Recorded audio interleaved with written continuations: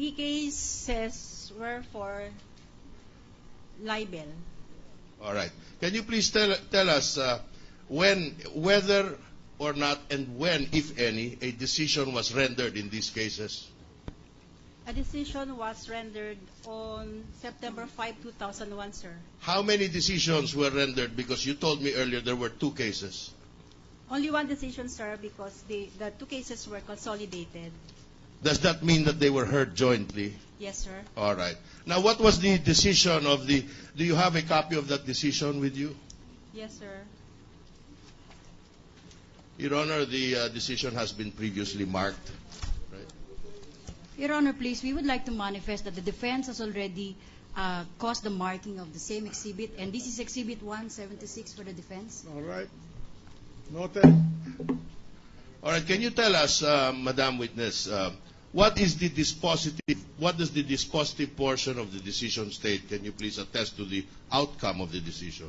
We have already admitted, Your Honor, on the same, that there was a conviction. Your Honor, I'm a little perplexed. I thought that there had been no admissions, precisely why I have been directed to proceed.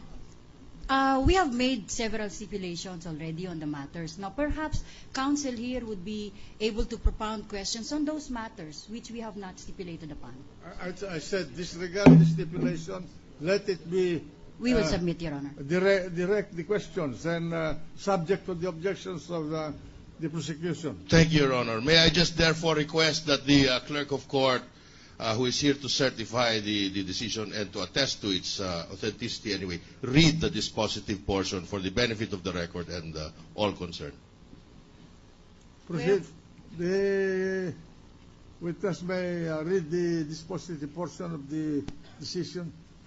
Wherefore, in criminal case number Q-96-68147, the court finds accused Jose Maria Basa III, Raimunda Gorospe Basa, and Virgilio Macabenta guilty beyond reasonable doubt of the crime charged in the information for libel, and the court sentences them to suffer the penalty of 4 months and 21 days as minimum to 1 year, 8 months, and 21 days as maximum, ordering them to pay jointly and solidarily Cristina Basa Rocco Corona the sum of 200,000 pesos moral damages and 50,000 pesos for attorney's fees. Accused Cecilia Henson Basa, Betsy Basa Ten Chavez, and Flor Maria Guidote Basa are hereby acquitted. In criminal case number Q-96-68148, the court finds accused Jose Maria Basa III, Raimunda Gorospe Basa, and Virgilio Macabenta guilty beyond reasonable doubt of the crime charged in the information for libel, and the court sentences them to suffer the penalty of 4 months and 21 days as minimum to 1 year, 8 months, and 21 days as maximum, ordering them to pay jointly and solidarily Cristina Basa Rocco Corona the sum of 200,000 pesos for moral damages and 50,000 pesos for attorney's fees. Accused Cecilia Henson Basa, Betsy Basa Ten Chavez, and Flor Maria Guidote Basa are hereby acquitted. Let warrant of arrest issue for the apprehension of accused Felix Carlos Vicentilio. So ordered. Quezon City, Metro Manila, September 5, 2001. Thank you, Madam Witness. Your Honor, I would like to manifest that the decisions in both cases, the dispositive portions for both dockets are virtually identical, and that the total civil indemnity of 500,000 pesos was part of the judgment.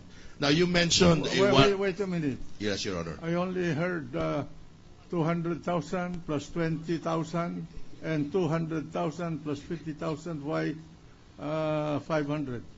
Your Honor, may I ask the witness to clarify? Your Honor, in the first case, 200,000 pesos as moral damages, yes, plus 50,000 pesos as attorney's fees. I thought you said 20,000.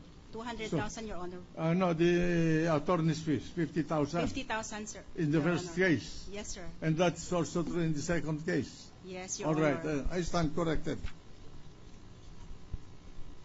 So that's 500,000. Proceed. Thank you, Your Honor. Now, you mentioned that the decision includes issue. Can you please tell us, if anything appears on the record, what did the defendants who were convicted do after the judgment was rendered by the court? The decision was rendered by the court. What did the defendants do? The accused.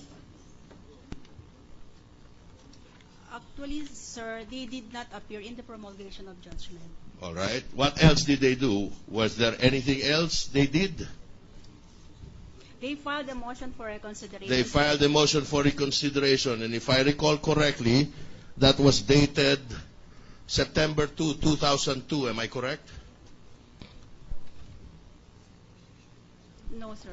When was it filed? What was the date of the motion for reconsideration? October 9, 2001, but filed before our court on October 18, 2001. Filed what? The date was filed on October? The motion was dated October 9, 2001, but the office or the court received said motion on October 18, 2001. Thank you. Now, can you tell us, what did the court do with these motions for one motion for reconsideration or two? One motion, sir. What did the court do with this motion for reconsideration? The motion for reconsideration was set for hearing. What else? What was the resolution of the court on the motions for reconsideration? The motion for reconsideration was denied. When was this denied? On September 2, 2002, sir. Do you have proof of the denial? The order, sir. Is there an order to Yes, that sir. effect? Can you please produce the order, Madam Witness? Just a minute, Counsel. What's the relevance of this with respect to the impeachment? Your Honor, as I was pointing out earlier, this will result in the acquisition of the shares of the Basa Guidote Corporation because of the civil indemnity. There is a levy on execution, but before that, I have to establish the finality of the judgment, Your Honor. Afterwards, we will show you that the shares of the corporation have been acquired by an individual. Acquired by Mrs. Corona? No, Your Honor, by someone else. And that has a direct bearing on the... All right, proceed. Thank you, Your Honor. Proceed. So, you told me that it was resolved by order of the court on what date, Madam Witness? On September 2, 2002, sir. All right. And what was the resolution of the court on the order? The dispositive portion, sir. Yes, I think so. Wherefore, finding no cogent reason to disturb or modify the decision dated September 5, 2001, the instant motion for reconsideration is denied. Your Honor, may we request that the order denying the motion for reconsideration dated September 2, 2002 be marked as Defense Exhibit 249. Mark it accordingly. Your Honor, please, may the prosecution be allowed to likewise adopt the same as Exhibit 11O? Granted. Correction 11P, Your Honor. P? Is that 11P? All right, granted with that correction. Can you tell us, Madam Witness, what is the status of that order denying the motion for reconsideration?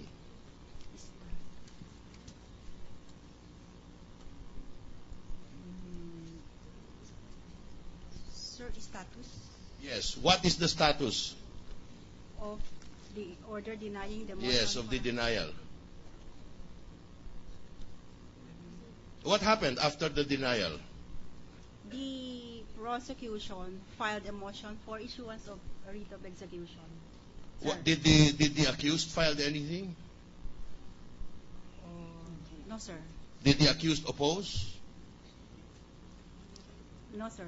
Did the accused file an appeal or anything of the sort? There was no appeal, sir. No appeal. In other words, what is the status now of the denial of the motion for reconsideration?